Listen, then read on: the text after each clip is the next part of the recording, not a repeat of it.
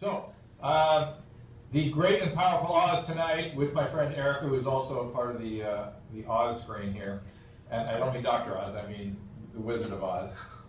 We're got an interesting conversation about cannabis going, and we want to hear what you guys all think about this. It's a hot topic these days. One thing I didn't have time to get into, Judy, maybe you should kick this off after I say this, is that although I do believe that the people should make a determination what the laws are, I agree with what our guest was saying tonight.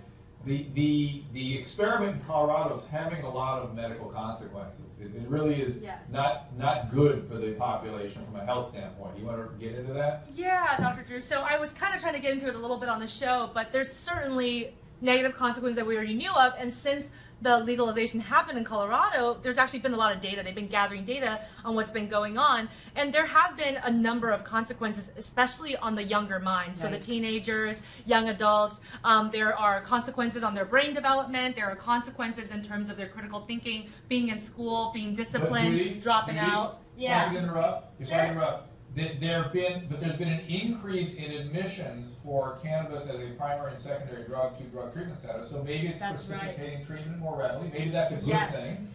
And also, there's been this strange phenomenon as well. That at the same time, there's been decreased perception of harm.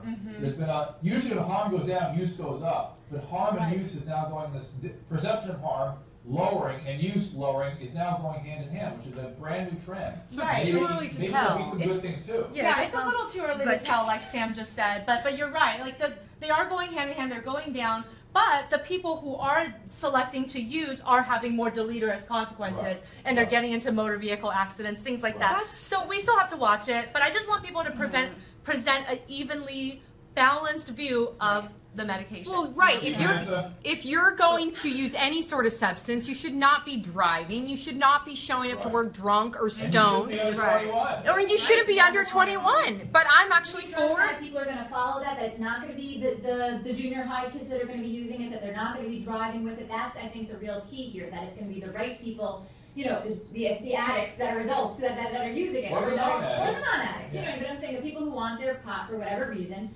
And not the younger people, because yes, you know, having junior high kids all the way up to adults, there might be some brain, But I think that's regardless, whether it's legal or not, you're going to have that. I agree with anything, with alcohol, with drugs, with pot, whether it's legal or not, you're going to have people that aren't supposed to have it get it. Yeah, I don't like the criminalization of nonviolent crimes, of all these, dads and moms that are getting locked up for pot when they should be home with their kids, and instead give them some education, some treatment, and there are a lot of benefits. I personally would rather see a state regulate weed than have kids get the weed off the street. I know when I was in junior high and high school, it was everywhere. Let's quickly talk about the effects of it. And Vanessa, this is the one thing that the three clinical people are concerned about is if you get exposed to pot early, like at 12 or under, the effects on the brain are much more significant. The amount how it affects your life is much more significant, and it tends to be irreversible. That's the big problem. With adults, it's all reversible. We know that for sure, but with the teenagers, it's not. But I don't think that ties into the legalization. I really don't. I think at the end of the day, if you're 12 years old and you want pot, you're not going to get it the legal way.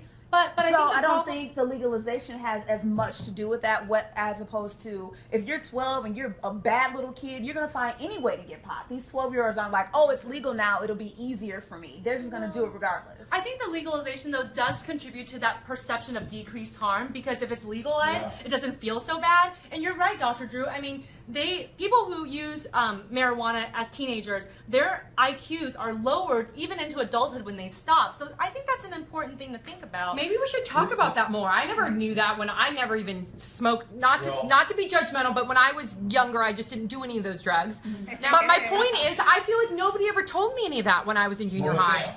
That's why I think it's so important to have these conversations. Education. You didn't go to DARE? I don't remember that stuff. None of those things. Yes. I don't have a horse in the race. I think people need to decide that. But what do you guys think below? That's my question for our Facebook fans.